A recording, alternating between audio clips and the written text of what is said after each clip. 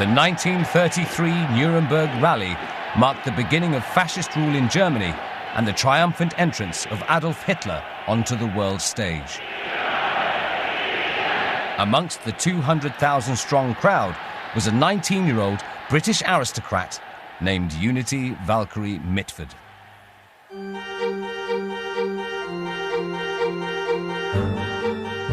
This was the start of an extraordinary relationship between one of Winston Churchill's cousins and the Nazi dictator.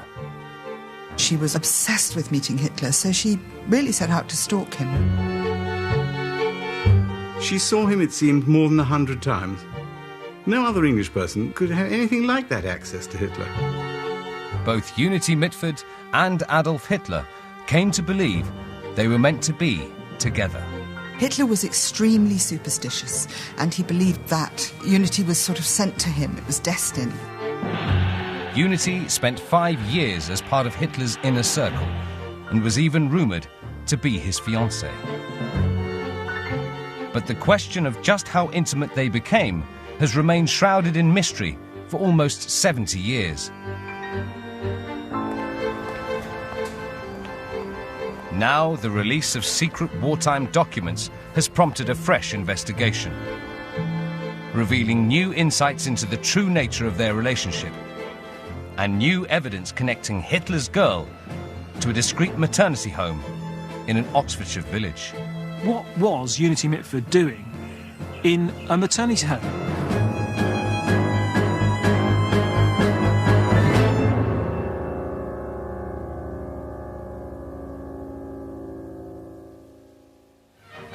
Apparently the news of the moment should be the return of Juniti Mitford. Folkestone was a battlefield where fixed bayonets were ready to keep the public away from the harbour, where for several days Lord Redesdale, waiting anxiously for his daughter, became the focusing point for reporters and cameras. In January 1940, there was one story which dominated the headlines in wartime Britain. Finally, the Channel steamer arrived, and then thanks to the breakdown of the first ambulance and the consequent delay, our cameraman was able to secure this picture of Miss Juniti Mitford. Unity was one of the famous Mitford sisters, eccentric aristocrats who became celebrities in the 1930s thanks to their literary talents and political connections. Unity was notorious for her association with Adolf Hitler. Her return from Nazi Germany in an ambulance was sensational news at home and abroad. Some reporters claimed she had been jilted by Hitler and taken an overdose. Others said she'd been shot by the Gestapo, or even by Hitler himself after a lover's tiff. The fact was that Unity had shot herself in the head on the day that war was declared, but had miraculously survived. She claimed not to remember anything, and her only comment was, "I'm glad to be in England, even if I'm not on your side." The press and the public called for her to be interned, but even though questions were asked in the House of Commons, Hitler's British girl spent the rest of the war as a free woman. The reason why has been the subject of speculation ever since.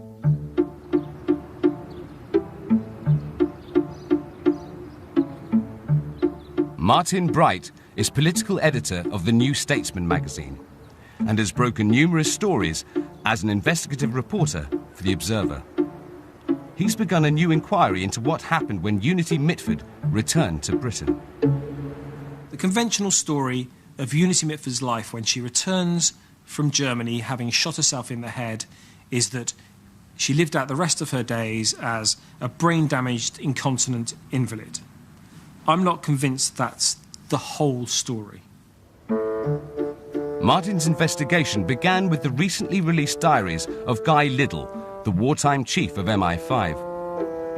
Liddell was responsible for vetting, interrogating and interning anyone suspected of Nazi sympathies, which should have included Juniti Mitford. Guy Liddell is convinced that Juniti Mitford is someone of serious interest in the intelligence services. He's convinced that she should be interrogated. He's convinced that she should be interned. Juniti Mitford had been in close and intimate contact with the Führer and his supporters for several years, and was an ardent and open supporter of the Nazi regime. She had remained behind after the outbreak of war, and her action came perilously close to high treason. But Guy Liddell was overruled by the Home Secretary, Sir John Anderson. Nobody was to be searched, and no order was to be served. Here you have a woman who was at the heart of Hitler's inner circle, who is allowed to simply pass into normal life without being questioned or interrogated at all. Her mother and father saw her safely in and accompanied her to their home at High Wycombe. Though reported to be wounded, Miss Mitford got home safely, Hitler having placed no obstacle in the way of her return. The fact that Unity was not searched or interrogated means there is no public record of her medical condition when she first came home. A situation which has encouraged all kinds of speculation. Unity Mitford's return to Britain is surrounded by rumour and mystery. We really do not know exactly what happened during those months after her return. There's even the suggestion that she may have been pregnant. The rumours centre on a house in an Oxfordshire village, which was supposedly used as a maternity home during the war. After Martin wrote an article in The Observer describing his findings in the Liddell diaries, he was approached by a member of the public. Valerie Hann has a family connection to the house and a startling new claim. So, Val, tell me what you know about Unity Mitford. Well, I don't know an awful lot about Unity, except that I believe when she came back from Germany, she went straight to my aunt's house. And my aunt said to my mother that she had delivered Unity Mitford's baby, which was quite something in those days. I don't suppose my mother knew really whom Unity Mitford was, but it's been passed down through the family. All the family knew, and I was told, obviously, but I didn't understand it because I was very young. And whose baby was it said that was? Oh, Hitler. Hitler's baby. Oh, that's quite something.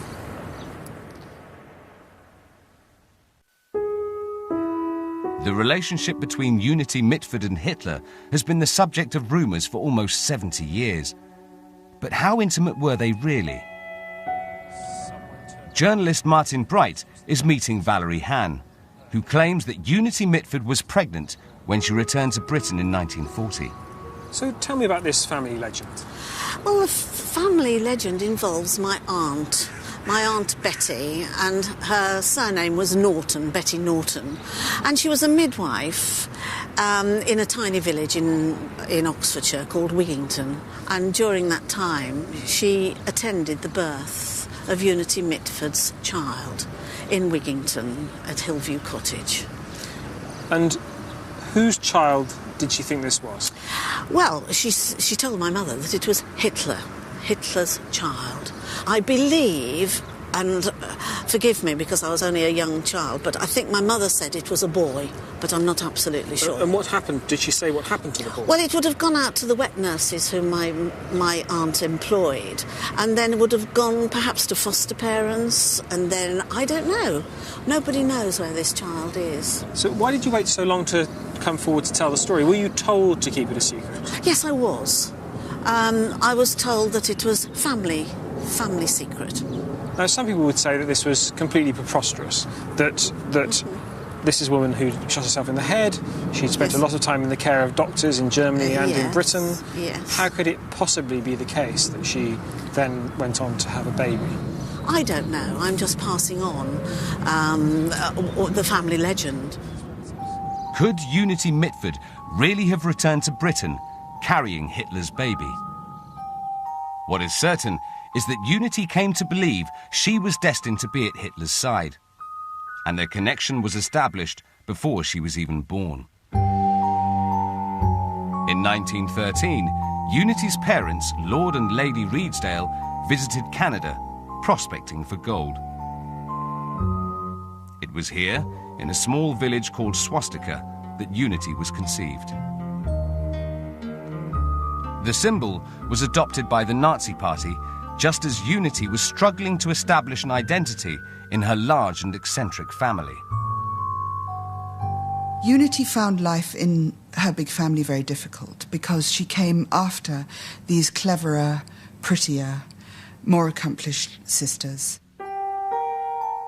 By the time Unity was a teenager, her elder sister Nancy was already a famous novelist, while Diana was a celebrated beauty and society hostess. Jessica's talent for writing eventually made her a successful journalist, but Unity struggled to find a niche. If you come from a ruck of children in a large family, you've got to do something to assert your individuality. And I think through the experience of trying to force her way forward among the sisters and in the family, she decided she was going to form a personality against everything.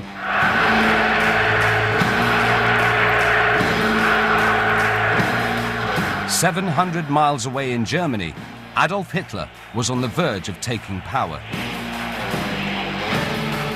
News of his running battles with communists was filtering back to England in the press. Even teenagers in isolated Oxfordshire villages began taking sides in the new polarised politics of the era.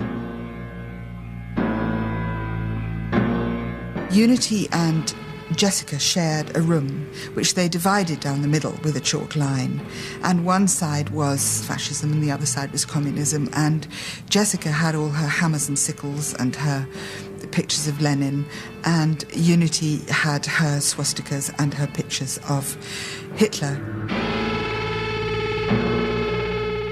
I think the desire to shock was very important. It was the way that she made herself special. When she discovered Nazism and discovered that it was a fantastic opportunity to shock everybody in England, she'd discovered the best teas of all. I mean, they were kids virtually. You don't know how much it was just a game that became deadly serious in later life.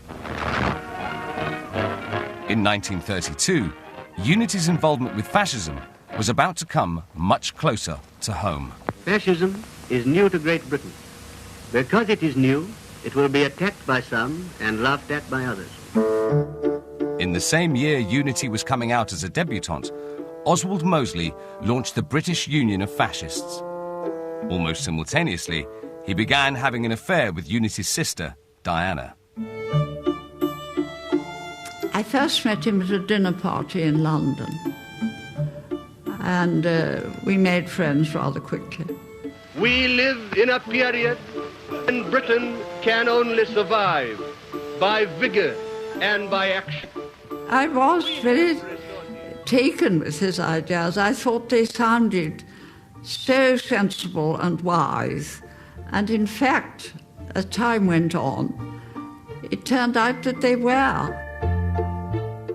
Diana had only been married for 3 years when she scandalously divorced her husband to become Mosley's full-time mistress.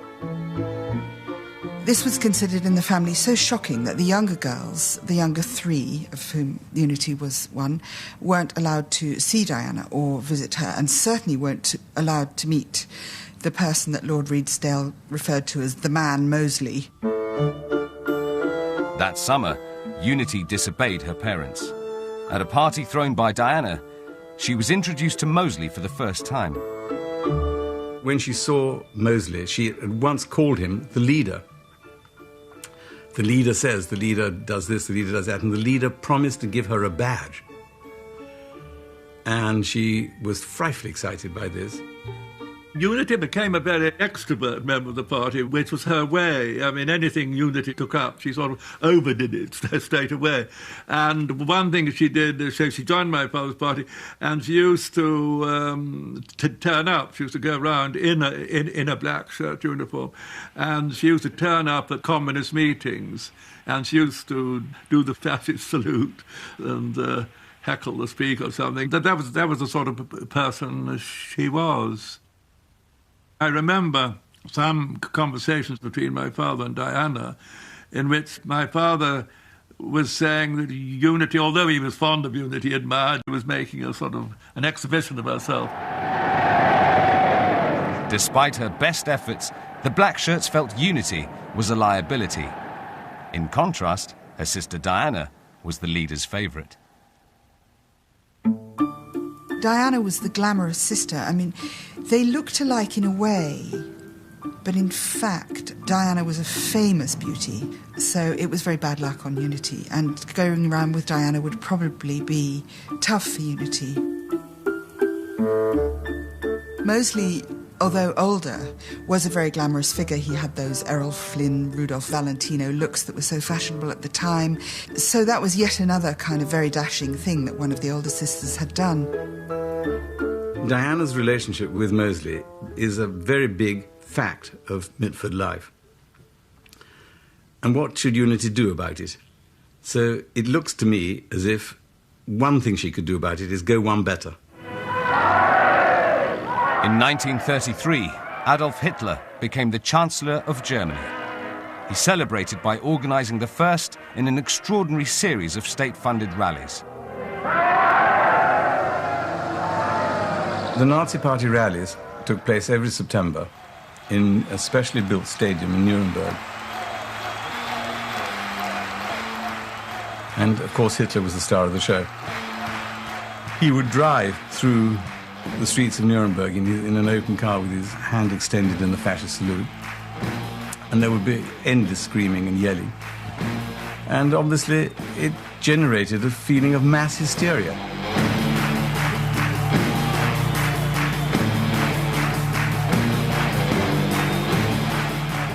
In the crowd was Juniti Mitford. She had come to Nuremberg with her sister Diana, part of a delegation from the British Union of Fascists. 19-year-old Unity's life was about to change forever. It was an extraordinary spectacle of power.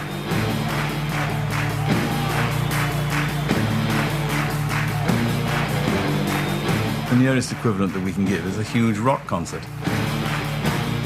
People are somehow losing touch with their own personality and surrendering some part of their personality to the occasion. The Nuremberg rally had a profound effect on both Diana and Unity. I mean, it was so dramatic and gripping, and everybody was obviously listening, and then Hitler, all by himself, walking up onto the stage.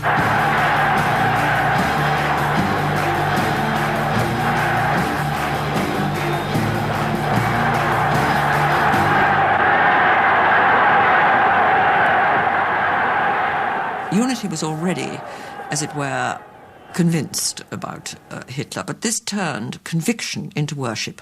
Deutschland heil! As Unity later said, "The first moment I saw him, I knew there was no one I would rather meet."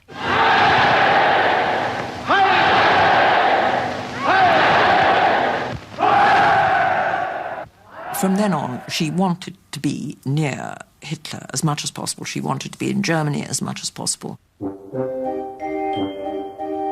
Unity convinced her parents she wanted to learn German. In the summer of 1934, she enrolled at a language school in Munich, close to the headquarters of the Nazi Party. She set her mind on getting Hitler. And she discovered that Hitler's movements could be ascertained. And it's one of the extraordinary things about Hitler's daily life that he was so available to the public. You knew which cafe he'd be in, you knew which restaurant he'd be in, which hotel, and he would just go and meet people over sticky buns and cakes, and it was possible to meet him like that. And he was in the habit of eating in the Osteria Bavaria in Munich, and she started sitting in the Osteria Bavaria every day. So he would have to come into the front part of the restaurant where there was this English girl. She was making eyes at him. And eventually Hitler said, "Who is this woman?" And somebody said, "She's the daughter of an English lord and she very badly wants to meet you."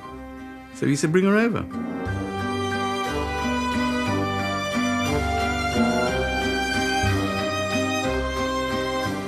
Hitler asked her about herself, who are you, what are you doing here? And she said, I'm an English girl, and I so admire what you're doing in Germany. And so Hitler was intrigued by her. This strange English blonde sort of Aryan came up and was staring at him and obviously adored him, and he was interested. Yeah, sure.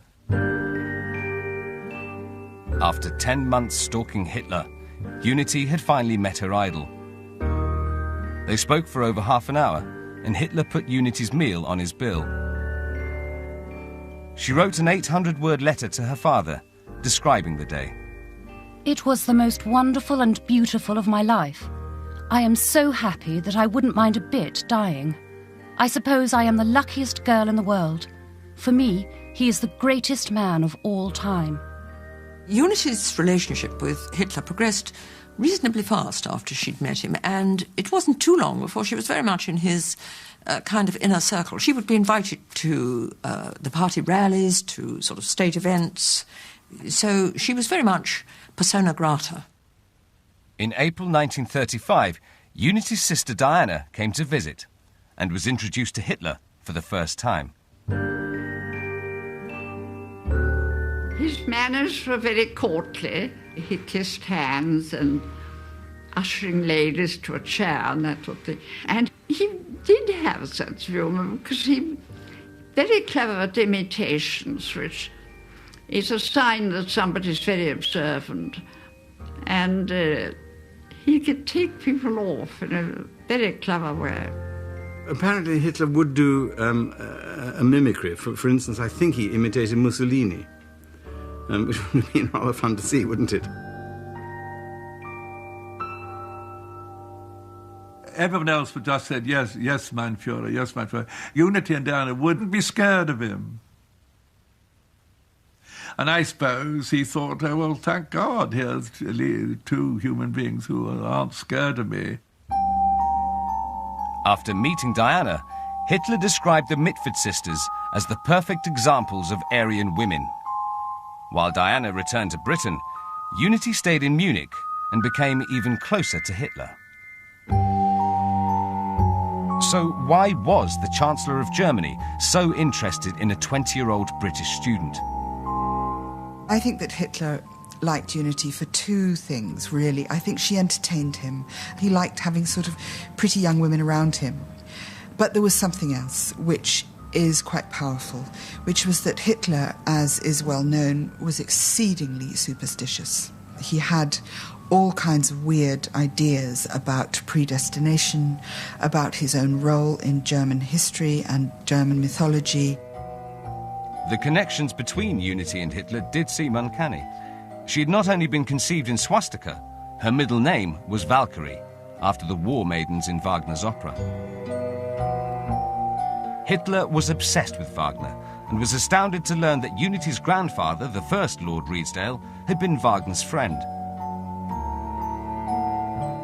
Redesdale had also translated books by racial theorist Houston Stewart Chamberlain, an author who had profoundly influenced Hitler when writing Mein Kampf. When he discovered this link between Wagner, German history and Unity, it would have been, for him, a sort of sign that Unity was sort of sent to him, it was destined or something like that. Unity and Hitler's relationship soon became the subject of speculation in the British press. Speculation that still continues today. Journalist Martin Bright is trying to substantiate rumours that Juniti Mitford gave birth to Hitler's baby. Well, we've got to the stage now where I'm really keen to know whether this birth happened or not. So we've come to the Oxford Registry Office to ask whether any births were registered to the house in Wigginton and whether we can find out whether there was any child at all.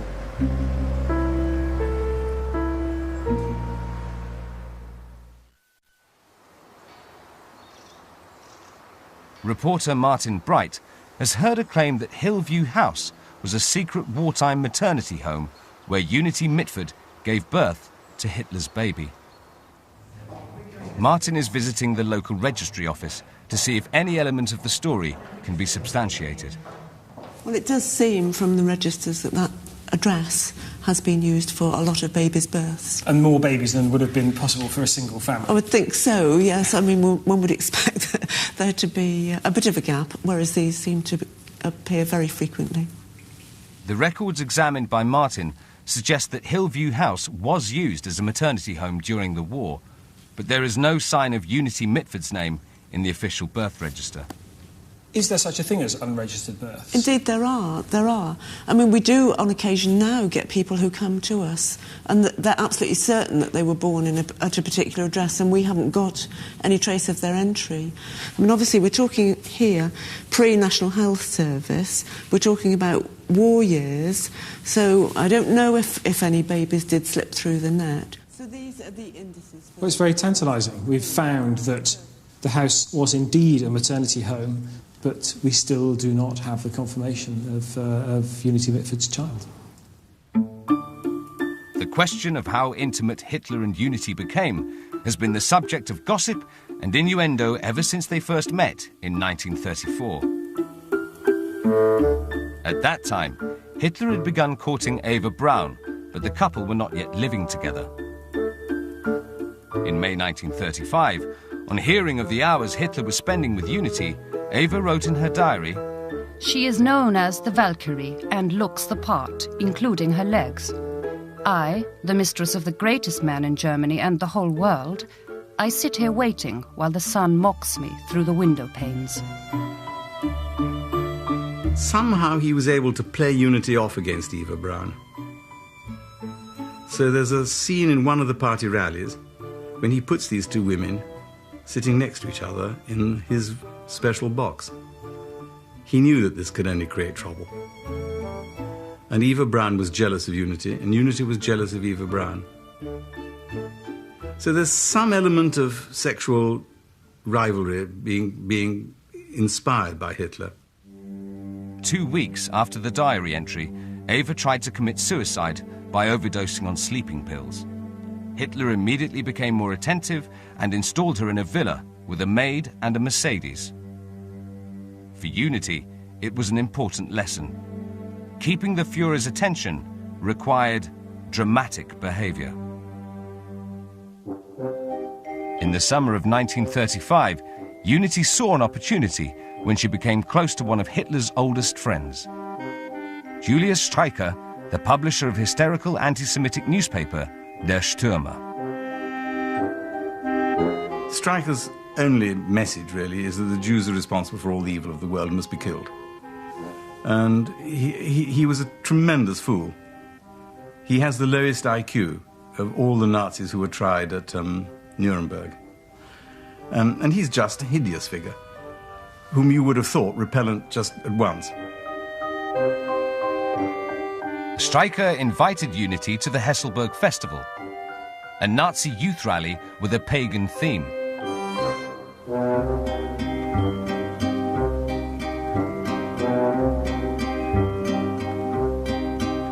Juniti got in full Nazi fig for this thing. She's wearing leather and she's wearing gauntlets and she's got her badges and all the rest of it.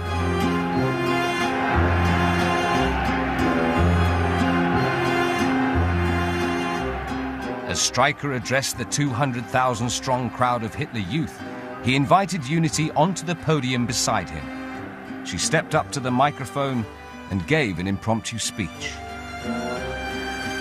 Her message is Streicher's message, that the Jews are responsible for everything bad, which is what Streicher would have wanted her to say.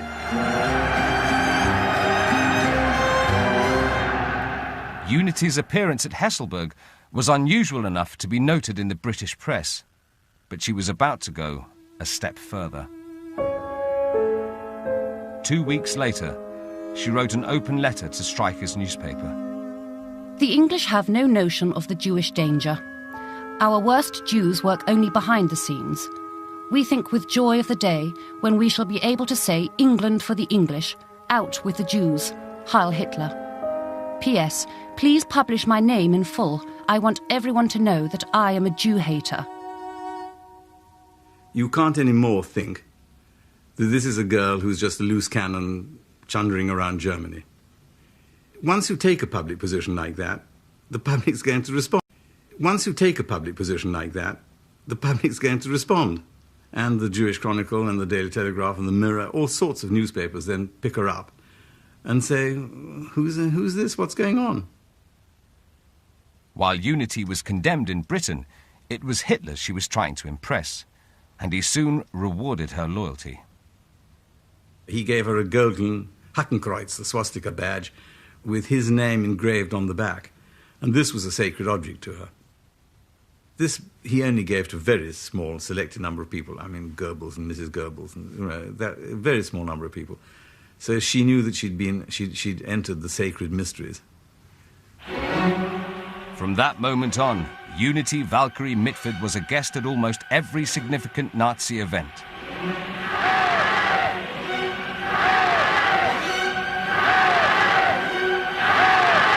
At the 1936 Olympics in Berlin, Unity watches from a box as Hitler opens the games.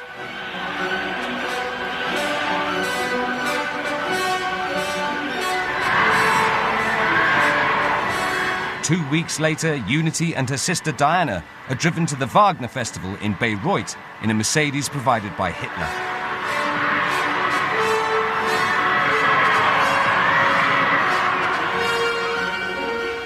In 1938, Austria capitulates to Hitler's demands and is incorporated into the Third Reich. Hitler drives to Vienna in triumph and declares the Anschluss from the balcony of the Imperial Hotel, where Unity briefly joins him to enjoy the cheering crowds below.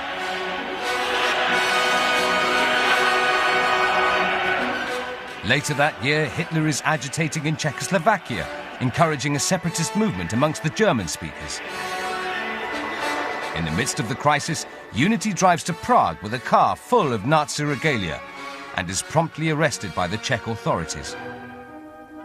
She goes to demonstrate in Germany, in Czechoslovakia, in Vienna, and she's making quite sure that she's at every power move that they make to invade in Europe, to give her support to it and just to be present. So she's become more than just a groupie, really. She's become a propagandist.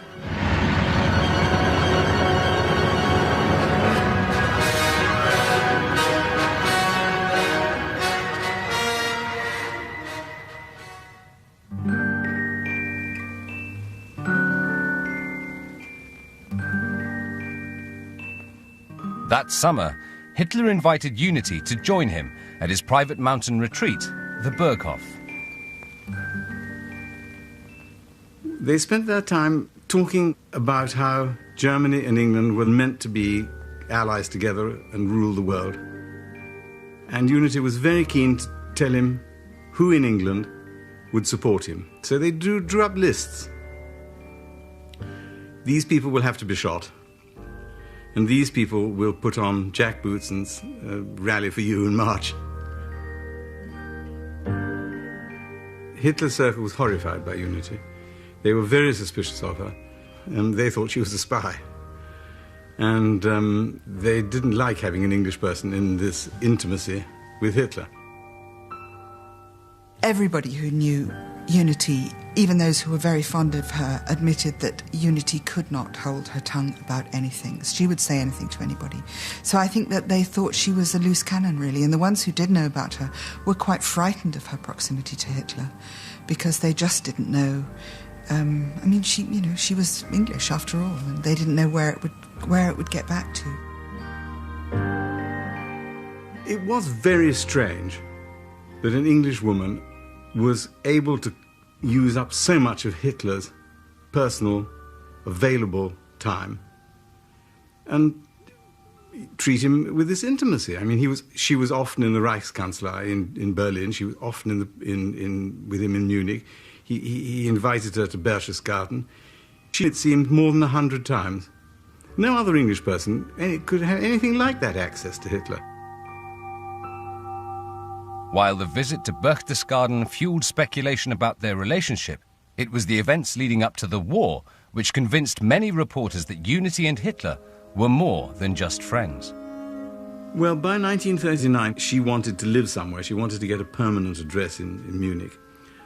So Hitler arranged through his office that she would have a choice of 4 different apartments in Munich. Unity went to this flat in 26 Agnesstrasse in Munich, and the Jewish owners were in the flat, and they knew that they were going to be dispossessed. And they were sobbing, a husband and wife. And Unity went round this apartment saying, "What terrible curtains. I'll have to get rid of the curtains. Oh dear. And I don't like this sofa. We're not going to take the sofa.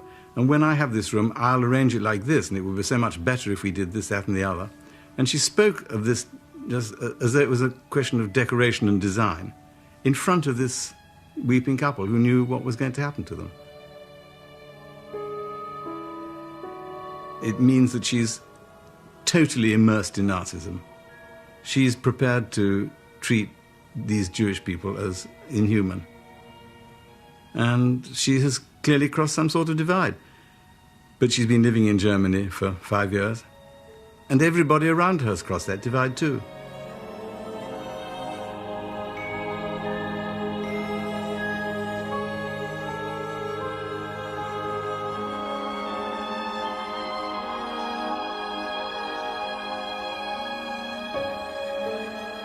After moving into her new apartment, Unity continued to see Hitler regularly. She'd always believed that her bond with Hitler could lead to a lasting alliance between England and Germany. But this was a fantasy that was about to be destroyed.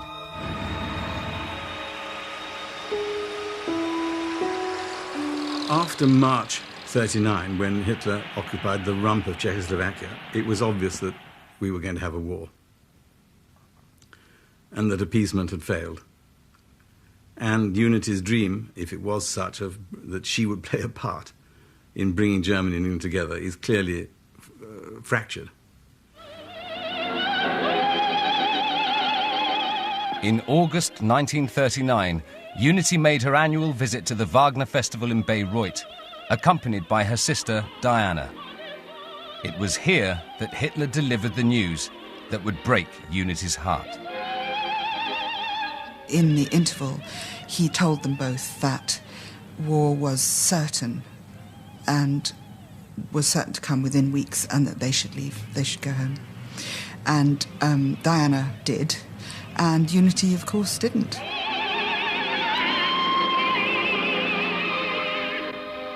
Unity's parents, the Reedsdales, they send her frantic telegrams saying, come home, come home. She doesn't want to. She knows what she's going to do, but of course she hasn't told them. On the 1st of September, Hitler invaded Poland, and 2 days later, Britain was at war with Germany. Juniti Mitford was alone in her Munich apartment when she heard the news. Hitler had given her a small pistol with which to defend herself if anything happened. So when war is declared at 11 o'clock that morning, she takes her telephone off the hook and goes to see the Gauleiter of Munich and says, these are the 2 things that are most precious to me. If anything happens to me, you will see I'm buried with them, won't you? And she then goes into the English garden, takes out the pistol, puts it to her right temple, and fires. She told me that if there was a war, which of course we all terribly hoped there might not be, that she would kill herself because she couldn't bear to live and see these 2 countries tearing each other to pieces, both of which she loved.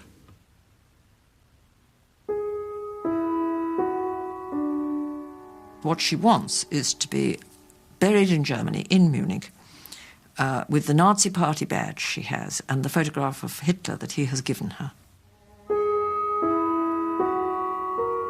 But poor Unity, she was never very successful at things. She didn't quite kill herself. Unity survived thanks to the small caliber of her pistol.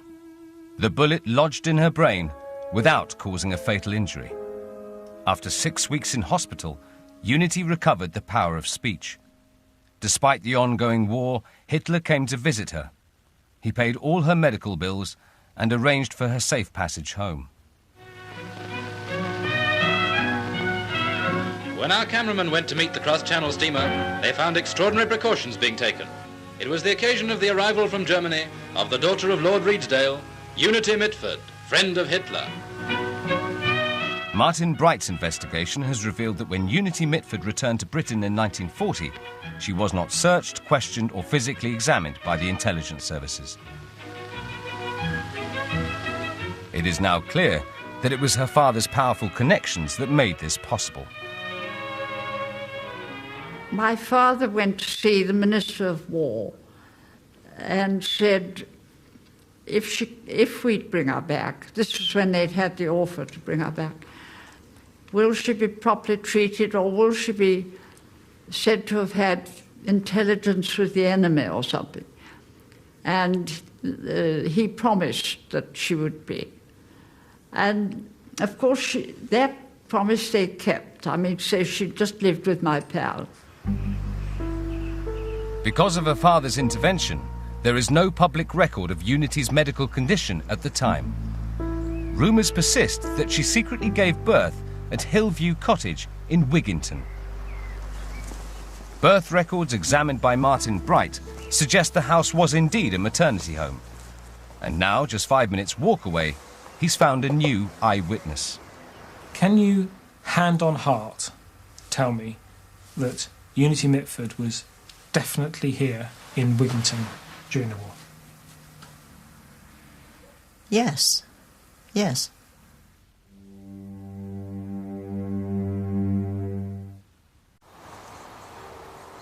Martin Bright is investigating a claim that Juniti Mitford gave birth in the village of Wigginton. He's meeting resident Audrey Smith to find out more. So, Audrey, can you tell me how long you've lived in Wigginton yourself? Yes, I was born in Wigginton. So now 76 years. So you've lived here all your life? All my life, yes. So, of anyone who knows anything about Wigginton, you are the person. We've come to the right place. Well, I hope so. We've come here because we're interested in Hillview Cottage. Can you tell me what that building was for, what that house was for? When I first knew it was used as a nursing home for, ladies from farms and well-to-do people came there to have their babies. And who ran it? Nurse Norton. And she had 2 bedrooms, but she could only take 1 patient at a time. We have reason to believe that Juniti Mitford came to stay there. Do you remember that yourself? My sister worked with Nurse Norton down there, and she came home one day and she said, there's a lady coming, she's had a nervous breakdown, and she's coming for a rest to Hillview Cottage. And that lady was? Was Juniti Mitford, and it was very secretive at the time. And why do you think it was quite so secretive at the time? I expect it was because she was a friend of Hitler's. And did you ever yourself go down to... Oh, yes, I used to go and see all the babies. And yeah. Did you see Juniti? I remember seeing her one day sitting out in a chair. I can just think that she was poorly. I had no idea why. I think she looked old and, really old to my mind. If I were to put it to you that it has been suggested by Nurse Norton's niece that Juniti did come to have a baby, what would you say to that? Nurse Norton's niece? Yes. That she came to have a baby? I would say it was rubbish. And your sister was absolutely categorical about this? Yes. Yes. That she came here because she'd had some sort of breakdown? Yes, she had no baby. Do you not find it nevertheless a little bit surprising that pretty much everyone else that was staying there had a baby, but she didn't? No, because I think if someone like Juniti Mitford wanted to come somewhere quiet, if she'd had a nervous breakdown, Hillview Cottage would have been a place where she would probably have come. Now, Audrey Smith, the only living person who remembers Juniti Mitford being in Wigginton, was absolutely certain that she was there to recover from a nervous breakdown and that there was no pregnancy involved. Now, this might be the most credible version of events, And obviously, Juniti Mitford had serious problems. She had shot herself in the head. But it's still strange that in no biography, in no archive files, is there any record of her having a breakdown during this time? Or indeed, is there any record of her being in Wigginton? You have to keep asking yourself, if she spent some time in a maternity home, did Juniti Mitford have a baby? The question remains open. What is certain is that, like all those who became close to the Nazi dictator, Juniti's love for Hitler destroyed her life. In 1948, Juniti's suicide attempt was finally successful. The bullet, lodged in her brain, became infected, and she died en route to hospital, aged just 33.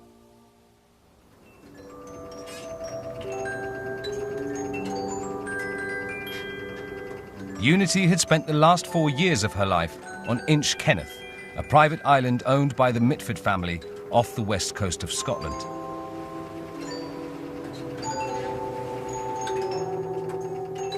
Now, all that remains is a collection of German phonograph recordings and a lingering question. What was the truth about Juniti Mitford and Adolf Hitler? Her family and biographers have always maintained that their relationship remained platonic. I think Hitler would stroke her hair and say, "Mein armes Kind, my poor child," and pat her arm, and that was about as far as it went. But I think he felt that they were two of a kind in this sense, that to be a full human being, you really have to love somebody properly and commit yourself to love. And neither Hitler nor Juniti could do that, and they recognized that in themselves at some very profound and unconscious level. And that's what was the basis of their friendship and their relationship. It was a full-on obsession.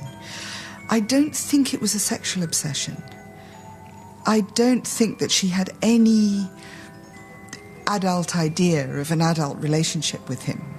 She was extreme, and young women, especially before they've fallen in love, before they've had a full-on emotional and sexual relationship of their own, young women are capable of extreme obsessions. I would be amazed if there was ever a sexual relationship between Juniti and Hitler, or if either of them ever wanted one. I really doubt it, but we never know.